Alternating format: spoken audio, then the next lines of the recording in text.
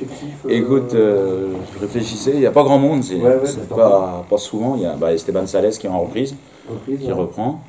Bon, on a Sékou Touré suspendu quand même déjà. Et puis Manu Pérez, voilà, qui reprend aujourd'hui, en tout cas avec le groupe normalement. Et qui sera un peu, Mais qui est blessé. Pour la première fois, tu avais pu réaligner le même 11 de départ. C'est un vrai luxe ça de pouvoir enchaîner avec les mêmes joueurs, en tout cas avec le même groupe, sans à chaque fois devoir bricoler, faire des choses comme ça. Ouais, c'est toujours plutôt agréable et surtout d'avoir de la concurrence ou de faire des choix. Ça, c'est une bonne chose. Là, on a un suspendu, on va devoir changer déjà. J'ai dit que sur cette fin de saison, la concurrence doit nous amener quelque chose. Voilà.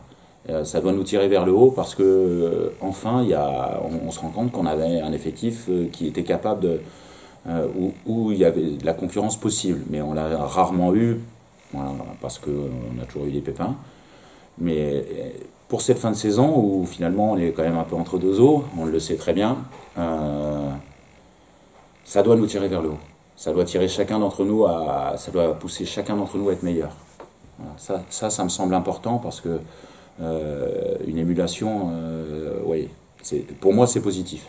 Ça doit être positif. Tu l'as senti lors des entraînements, je pense qu'il a encore plus besoin de faire, de prouver, de démontrer. Oui, il faut faire beaucoup, puis surtout en match, il faut transférer parce que le premier jugement, il se passe en match. Le résultat, la performance collective, la performance individuelle, c'est d'abord à travers le match. Saint-Etienne, forcément, c'est une affiche autour de laquelle il y a beaucoup d'attentes pour les supporters, mais aussi pour vous. C'est probablement, avec Bordeaux, l'une des affiches les plus, à domicile, les plus attendues. Les plus attendus, moi, tous pareils. Tous les clubs sont pareils ici à domicile. C'est vrai que c'est un match un peu différent parce qu'il y a beaucoup de monde au stade, il y a beaucoup de supporters adverses, mais il y aura beaucoup de Grenoblois aussi. Ça, c'est une chose positive, mais le match à Laval, pour moi, il était au moins aussi dur. Voilà. Ça ne change rien pour moi. Ça. Et Saint-Etienne, Bordeaux, Nîmes, moi je respecte tout le monde et je respecte pas plus Saint-Etienne que Laval la semaine dernière. C'est un match comme les autres du coup ? C'est un match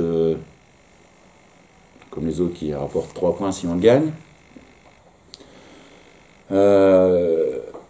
Comptablement, c'est un match qui peut nous offrir quelque chose de très intéressant la semaine d'après. Voilà.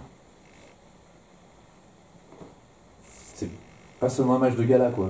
Parce que des fois, non, moi c'est pas les gala, je sais pas trop. Finalement, c'est vrai que je comprends ce que vous voulez dire, mais moi dans ma tête, c'est pas ça. Ouais. C'est pas ça. C'est vrai que ça peut être une vitrine pour le club. Hein. On passe quand même le lundi en direct à la télé. C'est pas souvent, ça va nous arriver 2 fois de suite, mais c'est d'abord sportivement. Moi, ce qui m'intéresse, c'est de prendre des points et de réussir notre match. Et pour après. Avancer au classement, atteindre notre objectif. Encore plus au vu des résultats d'hier. Hein. Oui, c'est vrai que Bordeaux a perdu, mais ça a gagné, évidemment, du coup.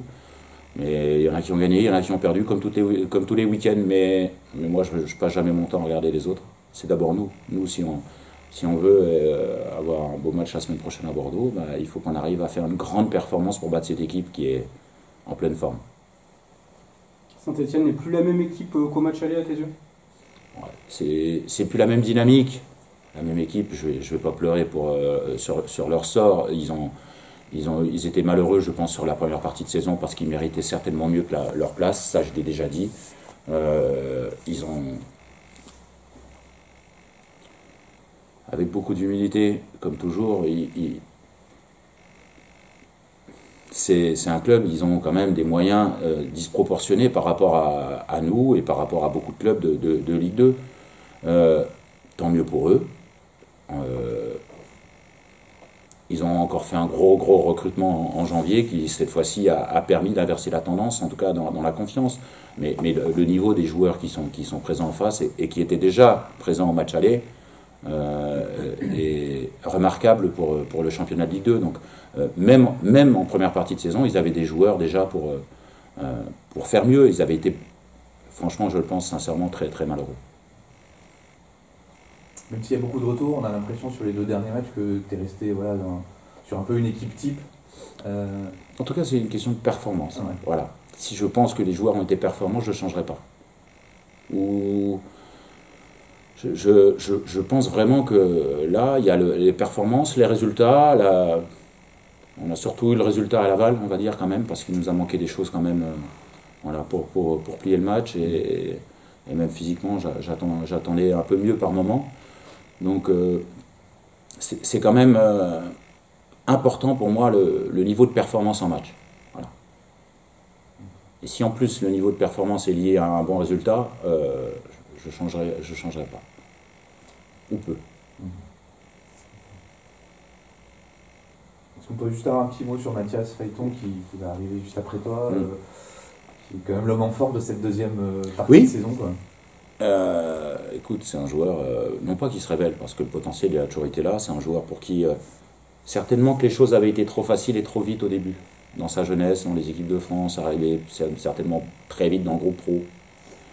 Et après, il s'est retrouvé dans une situation où quand tu es chez les grands, c'est pas la même chose. Et il a eu du mal. Je pense que c'est surtout mental pour lui. À la fois dans ses rapports avec le staff qu'il a dû avoir avant, parce qu'il faut donner pour recevoir. Et nous, on l'a pris parce qu'il y avait un vrai potentiel, c'est clair. Il sait tout faire. Voilà. Il sait tout faire. Il va vite, il est endurant, techniquement il est bon, pied droit, pied gauche, il comprend ce qu'on lui demande.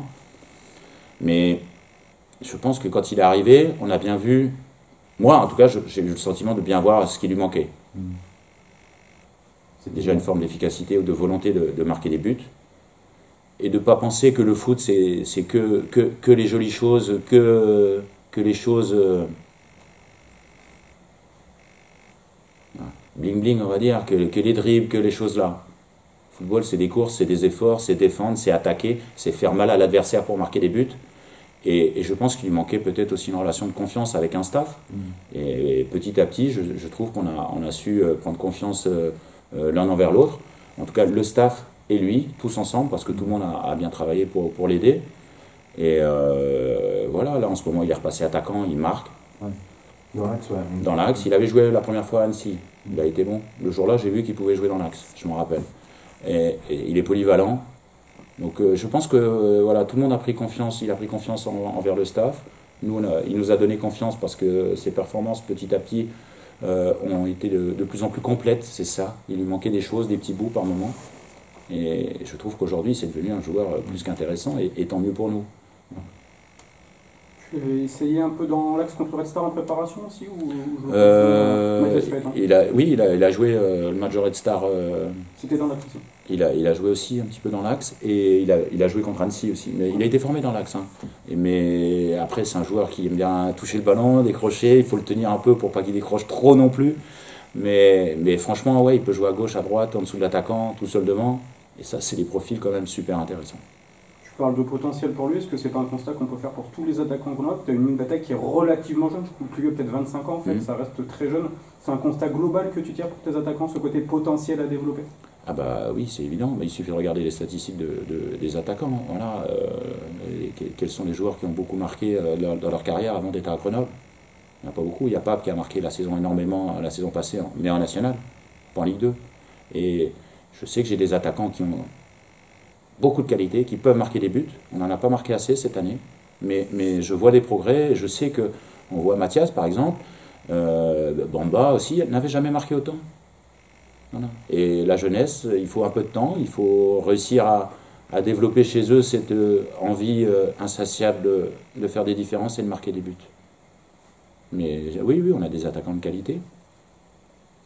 Mais voilà, il faut qu'on marque plus encore.